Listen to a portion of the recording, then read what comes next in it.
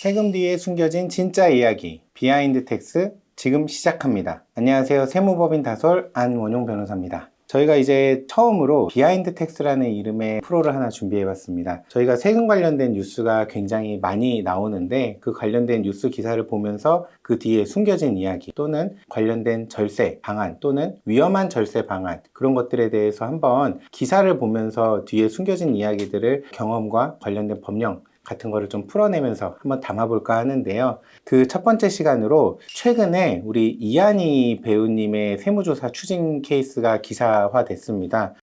맨날 내 돈만 따가.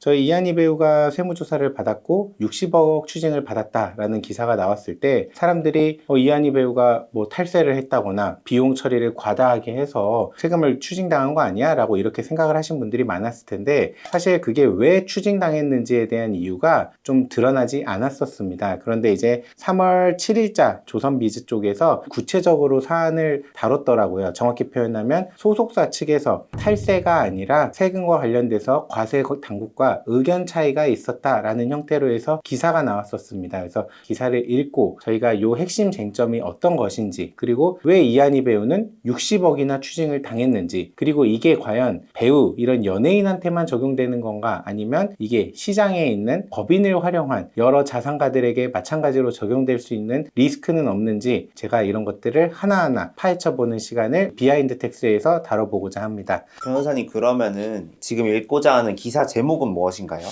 기사 제목은 3월 7일자 그 조선비즈에서 나온 건데 60억 추징, 이한희 측 탈세 의혹 재차 부인, 오히려 이중과세라는 내용으로 해서 소속사 측에서 보도자료를 낸 겁니다. 근데 소속사에서 내용을 정리해서 보도자료를 낸 거니까 이한희 씨 측의 입장을 잘 담겨져 있을 것 같거든요. 그래서 제가 여러 기사 중에 이 기사를 선정했습니다. 자, 그래서 이 선정한 기사 한번 차분하게 읽어보겠습니다. 세금 60억 원을 추가 납부한 이한희가 탈세 의혹을 부인했다. 이한희 소속사 팀오프 측이 당사 소속 배우인 이한희의 최근 언론에 보도된 세금 관련 이슈로 심려 끼쳐 죄송하다 쭉쭉 넘어가 보고 이제 중요한 거는 호프 프로젝트를 설립했다고 합니다. 그리고 이한희는 본업인 배우로서 얻은 소득을 개인 소득으로 신고하지 않고 법인 호프 프로젝트로 포함해 신고하고 법인세를 성실하게 납부했다. 여기가 핵심이에요. 이한희 씨가 본업인 배우로 얻은 소득을 이한희 개인의 종합소득세로 납부를 한 게 아니라 호프 프로젝트라는 법인의 소득으로 해서 신고, 그 다음 법인세를 성실하게 납부했다는 건데 자, 지난해 법인사업자 아티스트들에 대한 비정기 통합 기획 세무조사를 했고요. 저희가 진행한 국세청은 이한희의 연예활동 소득은 이 호프 프로젝트라는 법인세 납부 대상이 아니라 개인 소득세 대상이 되어야 된다라고 봤고 이에 이한희는 추가로 부과된 소득세를 전액 납부했다라고 합니다. 이게 무슨 말이냐 하면은 연예인들이 번 소득은 이한희 개인의 소득이지 이거를 왜 호프 프로젝트라는 법인에다 소득을 분산시켰냐라고 해서 호프 프로젝트에 대한 법인 소득으로 보지 않고 이한희 개인에 대한 종합소득세로 봐서 이한희 개인이 종합소득세를 납부했다라는 뜻입니다.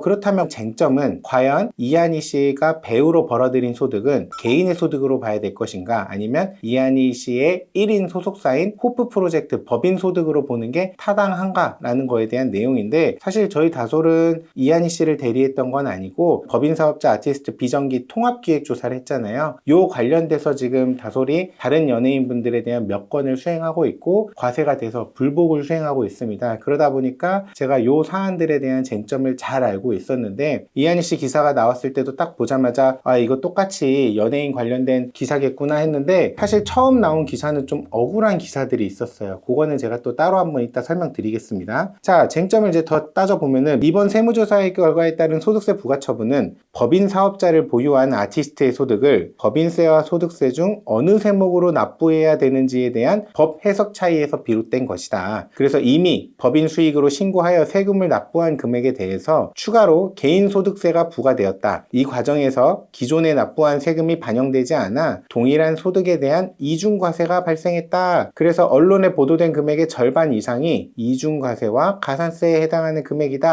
라고 표현을 했습니다. 이걸 제가 조금 더 설명드리면 아마 법인이 법인세로 해서 한 20억에서 30억은 납부했을 것 같아요. 근데 그 법인세 자체를 이미 납부한 기납부세액으로 보지 않고 그거는 법인이 환급받을 금액, 그 다음에 이한희 씨는 개인으로 추가 납부할 세액이라고 해서 어떻게 보면 60억 중에 이미 법인이 한 2, 30억은 냈다. 하지만 이거를 반영해 주지 않아서 법인은 경정 청구로서 환급받아야 될 것이고 이한희 씨는 60억을 전체 소득에 대해서 이한희 씨가 다른 개인 소득이 당연히 있으셨을 거거든요. 그래서 무신고는 아니고 아마 과소신고라고 해서 10%의 과소신고 가산세와 납부를 불성실하게 했다라고 해서 연 8%에서 10% 정도의 이자로 보는 우리 그 납부 불성실 가산세, 그 두 개의 가산세가 다 합쳐져서 60억이라는 세금을 납부하셨을 겁니다. 하지만 법인이 아까 이중과세라고 표현을 하셨지만 법인은 납부한 기존의 법인세는 당연히 환급 받으실 내역이니까 엄밀히 말하면 이중과세는 환급을 통해서 조정이 되긴 합니다. 자, 밑에 보면은 조사 대상 기간 동안 연애 활동에 대한 소득 신고 누락은 없었고 허위 경비 계상 등 탈세 탈루 사실은 발견되지 않았음을 명확하게 말씀드린다라고 되어 있습니다. 이거는 사실 굉장히 어떻게 보면은 칭찬받아 마땅한 일이거든요. 아마 연예인분들이 소득신고 누락도 당연히 발생할 수 있는데 그런 것들은 전혀 발견되지 않았고 실제로 비용이 아님에도 법인이 비용을 과다하게 처리했다거나 하는 탈루 사실은 발견되지 않았다라고 소속사가 밝히니까 이게 맞다면은 어쨌든 법인으로 봐서 세금 신고는 정당하게 했다라는 뜻이니까 이거는 분명히 칭찬받아 마땅한 일인데 이한희 측은 현재 과세 처분은 최종 확정된 것이 아니며 향후 조세 전문 법무법인을 선임해서 이중과세 및 법 해석 적용 문제에 대해서 적극 소명할 예정이다라고 되어 있는데 확정이 안 됐다라는 뜻은 뭐냐면 정확히 표현하면 과세 처분은 세무조사 이후에 처분이 떨어질 겁니다. 그 처분은 취소되기 전까지는 사실은 유효한 처분이고요. 그 세무조사에 따른 과세 처분이 위법한 처분이냐 아니냐는 불복이라는 단계를 통해서 이한희 씨 측이 다투실 건데 정확히 표현하면 취소되기 전까지는 그 과세 처분은 유효합니다. 그래서 뭐 확정되지 않았다라는 거는 다툼이 있다라는 정도의 의미로 말씀하셨겠지만 엄밀히 말하면 현재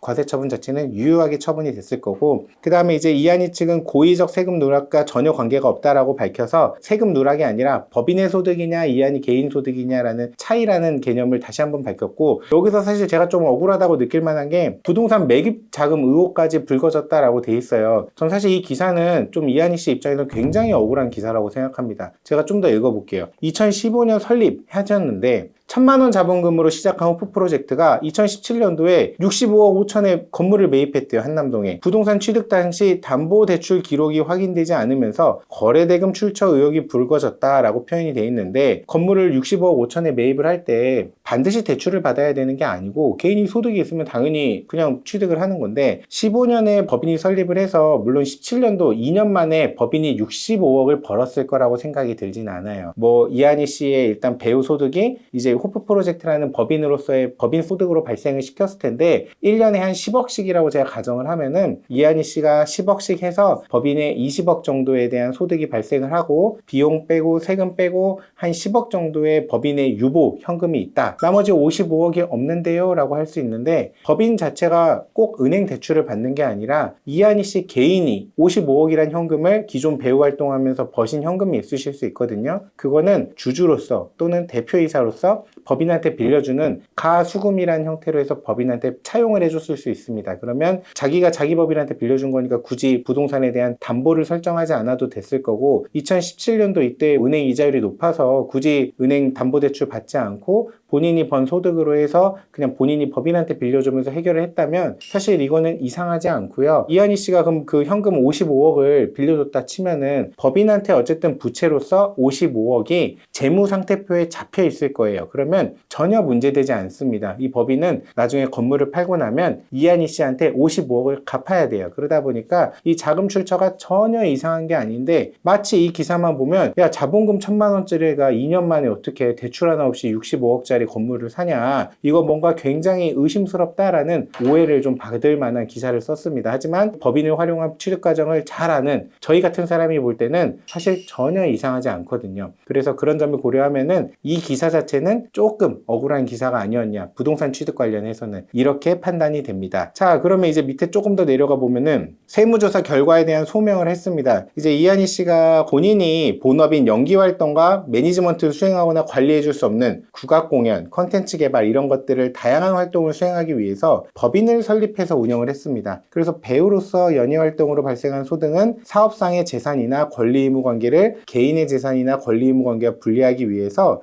해당 법인의 수익으로 포함해 신고해서 법인세를 성실히 납부했다. 근데 최근에 법인 사업자로 하는 아티스트 비정기 통합세무조사가 있었고, 이한이의 연예활동 수익이 법인 사업자의 매출로서 법인세를 모두 납부했다 하더라도 이거는 법인 소득이 아니야, 이한이 씨 개인 소득이야 라고 하면서 개인에 대한 종합소득세를 추징을 했던 부분이 발생을 했습니다. 자, 그러면 왜 법인으로 했을까요? 이한희 씨는 개인인데, 어떻게 보면 개인 종합소득세를 납부하던 거를 왜 법인으로 바꿨을까요? 생각을 한다면, 법인은 어쨌든 2억까지는 9%, 또 2억 초과 200억까지는 19%의 세율로 법인세를 내고 있는데, 개인 같은 경우는 종합소득세율이 5천만 원만 넘어도 15%, 그 다음에 1억 5천을 넘으면 바로 35%예요. 거기다가 사실 이한희 씨 매출을 생각한다면 3억만 넘어도 바로 38%의 지방세까지 하면 거의 42%에 육박하는 세금을 내게 되거든요.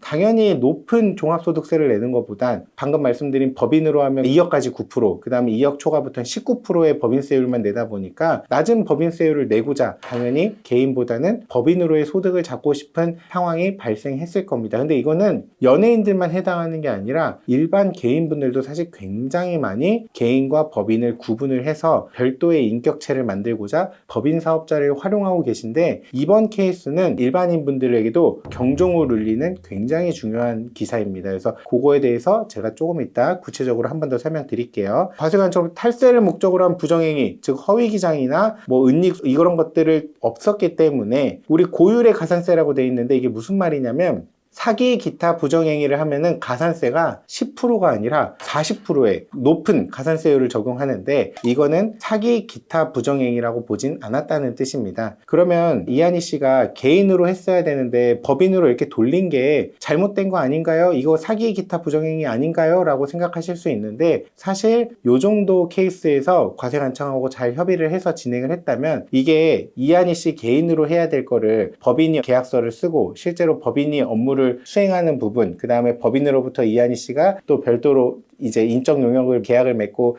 그런 사업소득을 받았던 부분, 이런 것들을 다 고려했을 때 이 자료 자체만 가지고는 사기 기타 부정행위라고 보기는 어렵고 그냥 일반 과소신고로 봤을 가능성이 높고요. 이거는 이한희 씨 말대로 세법적으로 어떻게 보면 해석의 여지가 있는 부분이다 보니까 저도 사기 기타 부정행위라고 보기는 어렵다고 판단이 됩니다. 이 케이스가 조금 더 구체적으로 얘기를 드리면, 일반적으로 사업하시는 분들이 이제 배우자 차명 계좌를 쓰시거나 아니면 배우자가 아닌 다른 사람의 차명 계좌를 쓰는 경우가 있는데, 배우자의 차명 계좌를 쓰는 경우나 본인이 사업자 계좌로 등록하지 않은 다른 일반 계좌를 하나 더 터가지고 그쪽으로 이제 돈을 받으시는 분들이 있거든요, 매출을. 그런 분들을 계좌를 딴 걸 썼으니까 이거 다 사기 기타 부정행위 아닌가요? 가산세 40% 아닌가요? 할 수 있는데, 배우자나 자기 명의의 다른 계좌를 터서 돈을 받은 현금 매출 누락 같은 경우는 과세관청에서 저희가 조사 대응을 할 때 보면은 다행스럽게도 사기 기타 부정행위로 보진 않는 경우가 많이 있는데, 방금 말씀드린 그 두 가지 경우 외에 어떤 별도의 대포 통장을 사서 매출을 누락한다거나 이런 것들이 적발됐을 때는 사기 기타 부정행위로 봐서 그 현금 매출 누락에 대해서는 40%의 높은 가산세가 적용되기도 합니다. 그래서 사기 기타 부정행위는 세무사들이, 대리인들이 일반적으로 조사가 나고 굉장히 긴밀하게 소명을 하면서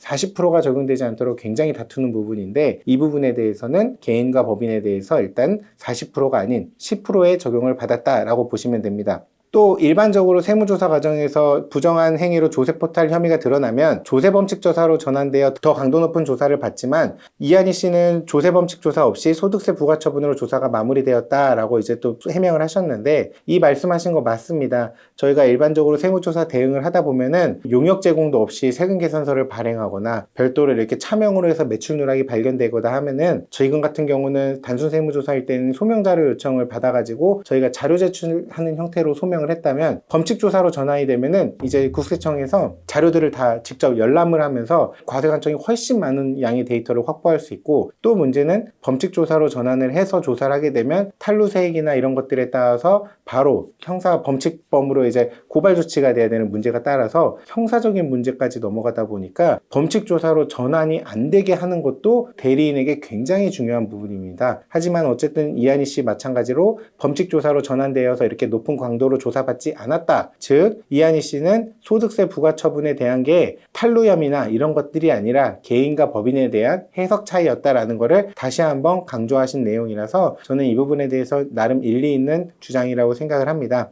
자, 법인 사업에 대한 일반적 과세 방식이라고 해서 또 기사가 있는데 밑에 따라가서 읽어보면은 법인 자체의 목적 사업을 영위하는 경우에는 그 사업에서 발생하는 소득에 대해 개인 소득세가 아닌 법인세를 납부하는 것이 일반적인 세법 적용 방식입니다. 맞는 말이죠. 이한이 연회활동으로 발생한 수익 역시 일반적인 세무 처리 방법에 따라 법인 수익으로 신고하여 납부했다. 그리고 법인에 귀속된 자금은 우리 개인과 법인은 당연히 구분되어 있으니까 당연히 이한희 씨가 개인적으로 사용할 수 없습니다. 이를 개인 용도로 사용하려고 하면 급여나 배당으로 당연히 법인의 자금을 수령을 해야 됩니다. 이 과정에서 당연히 다시 소득세가 부과되니까 법인을 통한 소득 수령이 세금을 줄이는 방식이 아니라 오히려 법인세와 소득세가 모두 부과되어 전체 세금이 증가하는 구조입니다. 실제로 이한희 씨는 법인으로부터 급여를 지급받아 소득세를 정상적으로 납부하고 있습니다 라고 되어 있는데 요거에 대해서 조금 설명드리면 제가 법인을 활용하시는 분들께 절대 하지 말라는 게 뭐냐면 개인에게 급여나 배당을 과도하게 처리하지 말라고 합니다. 그 이유는 하나, 법인으로 분리하는 이유가 개인의 높은 종합소득세를 피하려고 한 건데 이거를 결국 법인이 법인세를 한번 내고 남은 법인에서 유보금을 다시 배당이나 급여로 굉장히 많은 금액을 떼면 법인세랑 소득세를 두 번 내니까 실질적으로 이중과세가 되는 부분이 있어서 합계를 내보면 실제로 더 많은 세금을 부담하게 되니까 법인을 활용하신다고 하면 이 유보금액을 최대한 굴려간다는 생각으로 개인에 대한 급여나 배당 처리를 최소화로 하십시오 라고 안내를 합니다. 그래야 낮은 법인세를 내고 그 유보금액을 불려서 투자도 하시고 부동산 투자도 하시고 하는 거니까 개인적으로는 절대 배당이나 급여를 과도하게 하지 말라고 하는데 이한희 씨의 말은 여기까지는 맞는 내용인데 그렇다면 과연 급여를 얼마 처리했느냐? 급여를 뭐 지급받아 소득세를 정상 납부했다고 했는데 대표이사 뭐 급여라든가 법인으로부터 급여를 한 300만 원만 잡았다. 이한희 씨의 매출은 10억인데 라고 하면은 낮은 법인세만 내고 본인이 필요한 자금 급여 처리는 조금만 했다면 실제로 전체 세금이 증가하는 구조라고 되어 있는데 법인세와 소득세 합계액과 실제 이한희 씨가 개인이 소득세를 낸 것과 비교하면은 솔직히 말씀드리면 전체 세금이 증가하는 구조라고는 했지만 이한희 씨가 실제로 더 증가해서 납부했느냐라고 하는 건 별도 얘기입니다. 아마 개인적인 생각으로는 이한희 씨 급여 처리를 과도하게 하진 않았을 거라고 생각을 합니다. 그래서 소득세를 정상 납부했다라는 말은 맞는 말이지만 정말 오히려 이한희 씨 개인 소득세일 때보다 법인이 법인세 내고 급여로 소득세를 낸 게 더 컸냐라고 하면 그렇게는 안 하셨을 것 같아요. 자, 고지세액 관련 이중과세가 발생했다라고 말씀을 하셨는데 이미 법인으로 신고해서 세금을 납부했는데 추가로 개인 소득세가 발생했으니까 동일한 소득에 대해서 이중과세가 발생했다. 그 결과 세법상 최고세율을 현저히 상회하는 금액이 부과되었다. 그래서 이렇게 억울하다고 말씀을 하셨는데 아까 말씀드린 것처럼 법인이 납부한 세액은 법인이 벌어들인 매출이 아니라 이한희 씨 개인이 벌어들인 걸로 봐서 이한희 씨 개인에 대한 지금 세금이 부과됐기 때문에 법인에 대한 건 환급이 이루어져야 됩니다. 그러다 보니까 이중과세는 환급을 통해서 경정청구를 통해서 당연히 조정이 돼야 되는 영역이니까 실제로 아예 반영이 안 돼서 이중과세에 대한 부분이 이한희 씨에게 계속 남아있지는 않기 때문에 이 부분은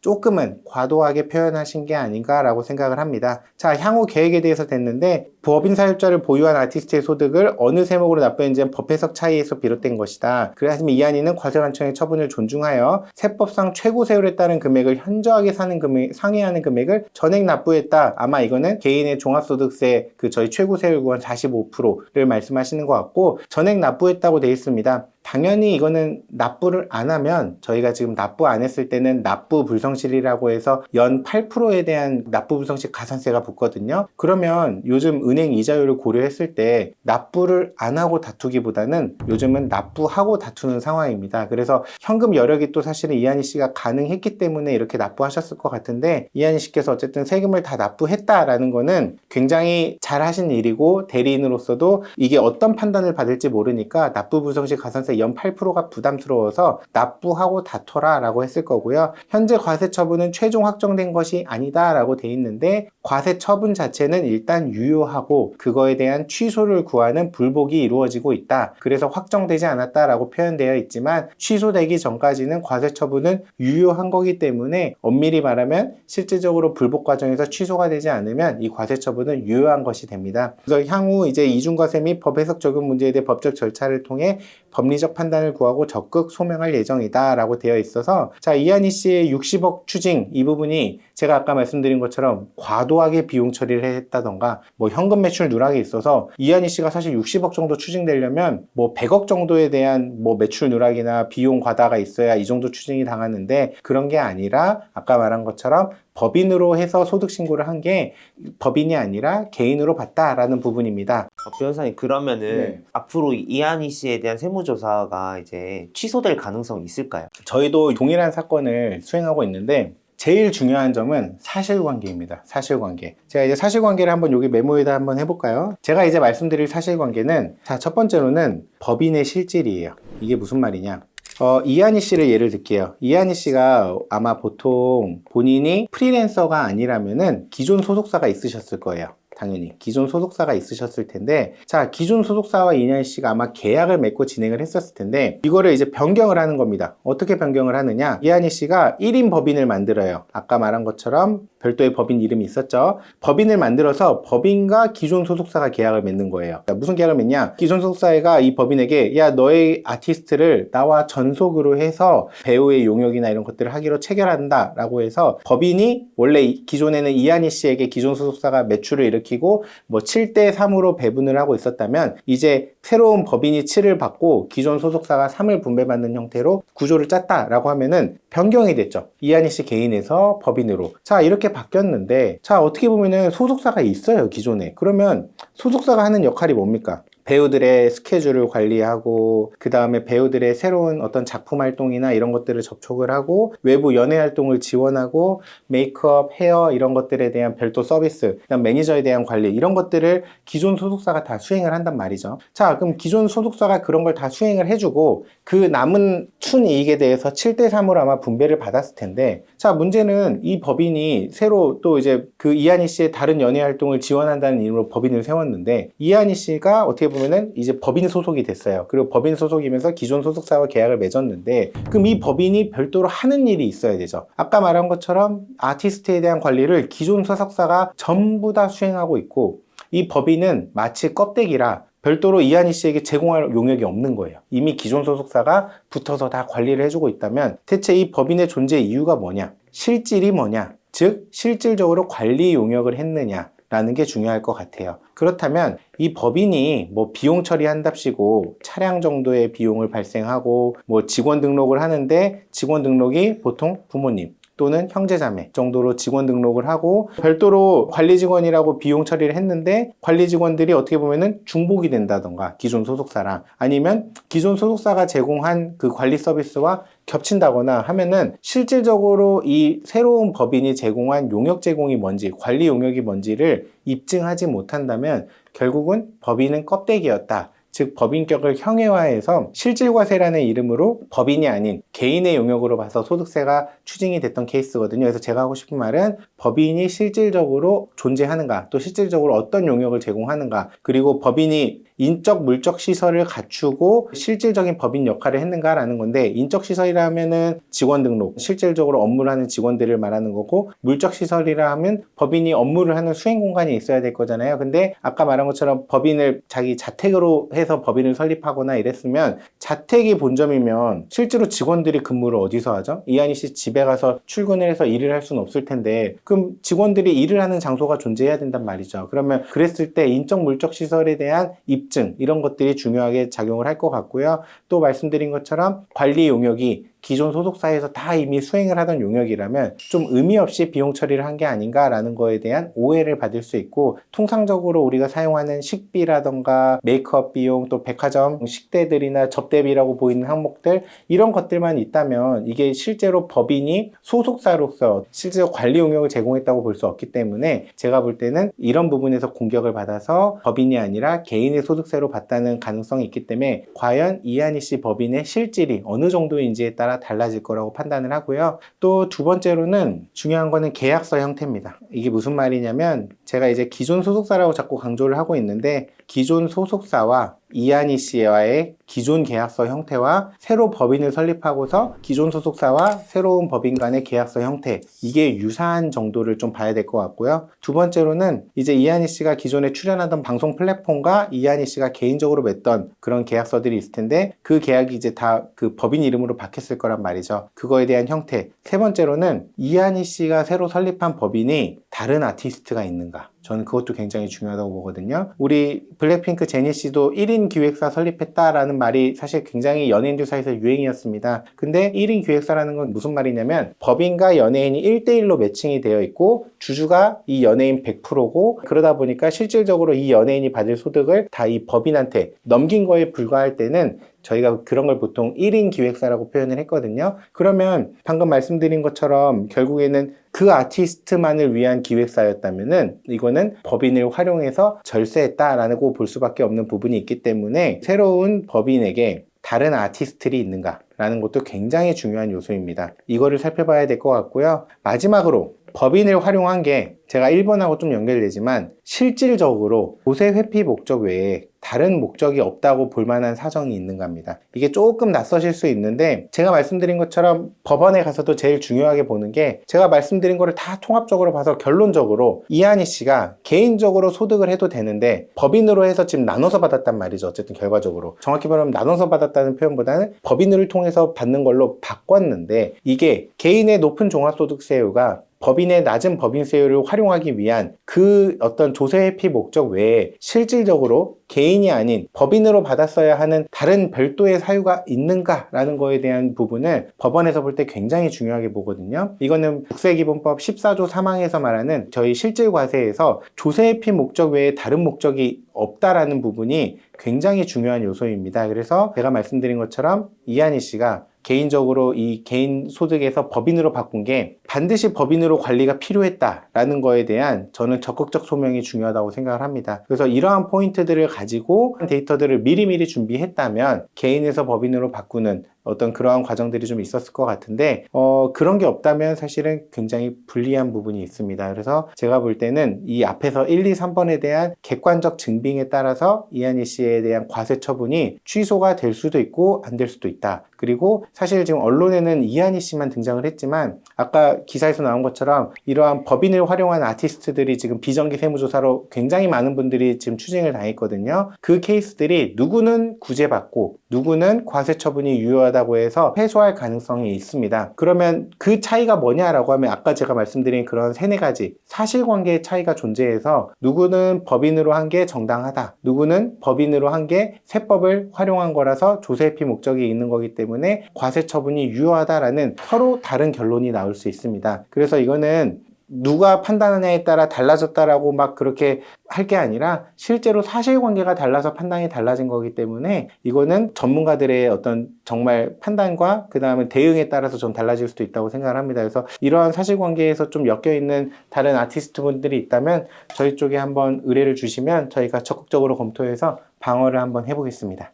지금은 특별히 좀 연예인분들 대상으로 조사가 들어간 거잖아요. 이게 나중에는 일반 분들에게도 더 이제 대대적으로 조사될 가능성이 있나요? 굉장히 가능성이 높습니다. 우리 중개사분들께서 요즘 건물 중개하다 보면은 중개 수수료가 굉장히 비싸거든요. 뭐 5천만 원에서 뭐 1억, 2억 정도 수수료 받는 경우는 다반사입니다. 건물가액이 높다 보니까. 그렇게 됐을 때 이제 중개 수수료를 받으실 때 개인에 대한 중개 수수료는 개인 중개사일 때는 개인 중개사 소득으로 잡지만 또 일정 부분은 컨설팅 용역이라고 해서 별도로 설립한 법인에 대해서 어떤 그런 법인으로 소득을 나눠 받는 경우가 있어요. 그러면 중개 용역은 개인 중개사로 받고 컨설팅 용역은 자기 법인 쪽으로 받고 해서 두 가지를 받는데 이 법인 같은 경우가 자기 100% 단독 법인이나 아니면 가족법인인 경우가 많습니다. 그러면 본인이 일을 했는데 어떤 부분은 중개보수로서 개인이고 어떤 부분은 법인으로 그냥 금액을 나누세요. 5천만 원은 개인, 1억은 법인 이렇게 나눴는데 과연 그렇게 하나의 사람이 제공한 용역에 대해서 개인과 법인으로 나누는 게 과연 정당한가라는 부분이 쟁점이 됩니다. 그래서 중개사님들께서 일반적으로 그 0.9% 초과해서 받을 때 중개사분들의 이제 한도가 있다 보니까 중개보수에 대해서 그 초과분을 개인으로 받을 수 없다. 그 법인으로 컨설팅을 받으시는 경우도 있는데 실제 부동산 컨설팅이라는 이름으로 받으시는데 그 용역 제공 사실을 충분히 만들어 놓지 않으면 제가 말씀드린 것처럼 개인의 중개 용역과 이 부동산을 컨설팅했다는 용역이 구분이 잘 안 되는 경우가 있어요. 그러다 보니까 법인 이름으로 중개 용역이 아닌 컨설팅 용역을 했다라는 데이터를 잘 만들어 놓으셔야 됩니다. 근데 제가 말씀드린 것처럼 이 법인의 대표이사도 이 중개사 개인 A예요. 그런 경우에는 A라는 이름으로 중개 용역과 컨설팅 용역을 둘 다 했을 때 야 이거 다 섞여 있는 건데 그럼 개인의 소득으로 다 했어야 되는 거 아니냐라는 문제가 발생하거든요. 그러니까 그랬을 때는 A라는 이름으로의 용역에 대해서 개인 중개 용역으로 할 때 용역 제공 사실과 법인으로서의 컨설팅을 할 때는 제가 추천드리는 거는 법인 이메일로 따로 만드시고 법인으로 된 업무폰도 차라리 따로 만드셔서 명함도 따로 만드시고 그래서 부동산 컨설팅이라고 볼 수 있는 용역 제공에 대해서는 제가 방금 말씀드린 법인 전용 이메일 또는 법인 전용 업무폰으로서 컨설팅과 관련된 대화를 나누시고 중개 용역을 할 때는 우리 중개사 핸드폰이 따로 있으실 거잖아요. 그렇게 구분을 해서 중개 용역과 부동산 컨설팅 용역에 대한 데이터를 따로 관리하셔서 이쪽 업무는 내가 중개사로서 한 일, 오른쪽 일은 부동산 컨설팅으로서 이 법인이 용역을 제공한 거다라는 별도의 용역 제공을 마련을 해두셔야지 그렇게 마련해두지 않으면 지금 우리 이한희 씨 케이스처럼 결국에는 법인으로 소득을 잡은 걸 다 개인의 소득으로 봐서 얹어버릴 수가 있거든요. 그래서 이 부분은 굉장히 리스크가 있기 때문에 중개사님들은 반드시 주의하셔야 되고 두 번째로 어떤 분들은 개인적으로 일을 하시고서 내가 개인으로 소득을 받을 게 있는데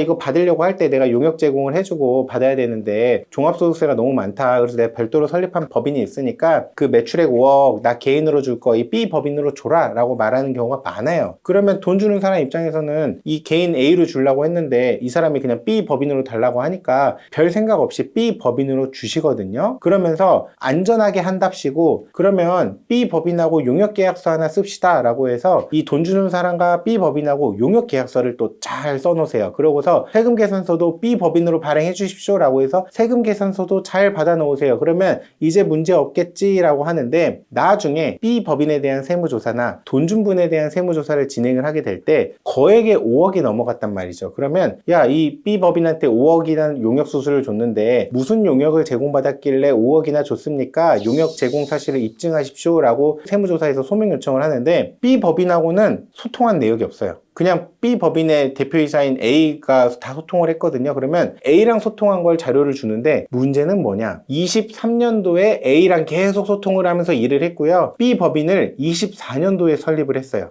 자, 용역 제공 사실은 23년도에 A랑 소통한 거 자료는 이메일이랑 카톡이랑 잘 준비가 돼 있는데 B 법인 설립 날짜를 보니까 24년도 1월이에요. 안 맞죠? 저희가 자료 제출은 23년도를 제출했는데 설립 날짜가 24년 1월이다. 그러면은 B 법인에 대한 용역 제공으로서 인정될 수가 없습니다. 그러면은 A의 용역이라고 봐서 방금 말씀드린 케이스랑 똑같이 돼서 B 법인에 대한 매출이 부인되고 A에 대한 소득세가 추징이 될 수 있는데 여기서 A랑 B만 문제되면 모르는데 절대 놓치지 말아야 될 건 돈 준 사람 역시 문제입니다. 무슨 말이냐? 돈 준 사람이 돈을 주면 세금 계산서를 받았잖아요. 그 세금 계산서가 가공의 세금 계산서로 보기 때문에 매입세 공제에서도 문제가 생길 수 있고 세금 계산서 수치 관련돼서 가산세가 문제가 생길 수도 있고 법인세를 납부하신 분 입장이나 개인소득세를 납부하신 분 입장에서 비용 부인까지 당할 수도 있고 이 규모가 커진다면 아까 말한 이제 범칙조사로 전환이 돼서 세무조사가 이루어진다거나 또는 규모가 커지고 반복적이었다면은 조세범칙 처벌로 해서 허위세금 계산서 관련된 부분으로 해서 특가법까지 적용이 되면 징역형까지 갈 수 있는 굉장히 무서운 제도입니다. 그러다 보니까 세금 계산서 관련된 부분은 굉장히 신중하셔야 되고요. A가 일을 한 거에 대해서 A가 자기한테 주지 말고 B 법인으로 해달라 라고 했을 때 그냥 별 생각 없이 돈 주고 세금 계산서 받으면 어쨌든 잘 처리됐겠지라고 생각하시면 절대 안 되고 B 법인과 관련된 자료도 좀 수치를 하시고 B 법인과 관련된 등기도 받고 관련된 업종으로 들어가 있는지 직원은 있는지 확인을 하신 이후에 B 법인으로 매출을 끊어줘도 문제가 없을지 반드시 세무 전문가에게 한 번은 물어보셔야 됩니다. 왜냐하면 별 생각 없이 그냥 끊고 그냥 세금 신고했다가 이 B법인이 다른 매출이 하나도 없고 일회성 매출만 있다 하면은 당연히 또 의심이 받을 수 있기 때문에 관련돼서 세무 전문가의 자문을 받고 이렇게 내가 A랑 일한 거에 대해서 B법인으로 끊어주는 게 문제 없는지를 따지셔야 되는데 문제는 이런 경우에 A가 갑이에요. 돈 주는 사람이 을이고, 그래서 A가 B 법인으로 끊어달라고 하는 대로 끊어줄 수밖에 없는, 돈 준 사람 입장에서 그런 경우가 또 많이 있거든요. 그래서 그럴 때는 용역 제공이 거래 사실 때문에 어쩔 수 없는 경우가 만약에 있다면, 제가 말씀드린 것처럼 세무 전문가의 도움을 받아서 A가 아닌 B 법인이 제공했다라는 거에 대한 데이터를 충분히 데이터를 미리미리 준비하신다거나 그렇게 대비를 하셔야 나중에 세무조사 때 제가 말씀드린 리스크가 사라지는 부분이 있고, 그런 점을 고려하신다면 아까 말씀드린 중개사분들이나 개인이 일하고 단순히 법인으로 매출을 발생시키려는 분들 입장에서는 옛날에 좀 쉽게 생각하셨다면 이번 연예인 케이스를 보시고 아, 이거 좀 문제가 있겠구나. 이한희 씨 보세요. 60억 추징당했습니다. 그런 거를 고려하셔서 절대 개인과 법인을 너무 쉽게 매출을 분산시키려고 하시면 안 되니까 반드시 세무 전문가의 도움을 받으셔야 됩니다.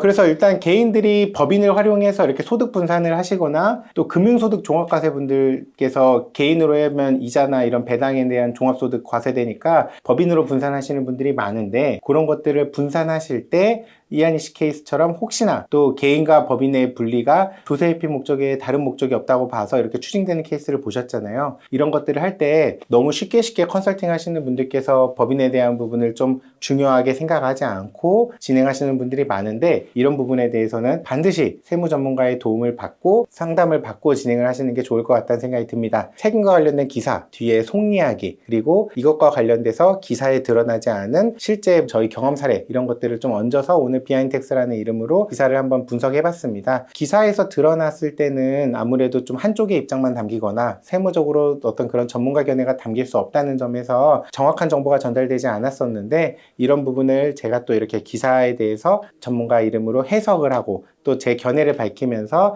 좀 구독자분들에게 도움을 드리는 정보를 이렇게 한 편 한 편 준비를 해볼까 합니다. 그래서 이번 1편 법인을 활용한 절세라는 부분이 조금 과세될 수 있는 리스크를 우리가 이번에 이한희 씨 케이스를 통해서 공부를 해봤고, 이제 다음 편에서는 국세청에서 컨설팅 사례 또는 세무조사를 통해서 과세 처분된 사례들을 또 국세청 보도자료로 해서 발표된 것들이 있거든요. 그런 케이스들을 제가 또 분석을 해가지고 비하인드 텍스, 그 뒷이야기들, 또 그 과세 당한 분들은 왜 과세를 당했는가, 그렇다면 그렇게 과세 당하지 않으려면 실제 컨설팅 사례에서 무엇을 조심해야 되는가 라는 것들을 하나씩 제가 추가하면서 이 케이스들을 분석해 드리겠습니다. 앞으로도 비하인드 텍스에 대한 내용을 계속 정보 전달받고 싶으시다면 구독, 좋아요, 알림 설정 해주시고 다솔세무TV를 계속 시청해 주시길 바랍니다. 지금까지 세무법인 다솔의 안원용 변호사였습니다. 감사합니다.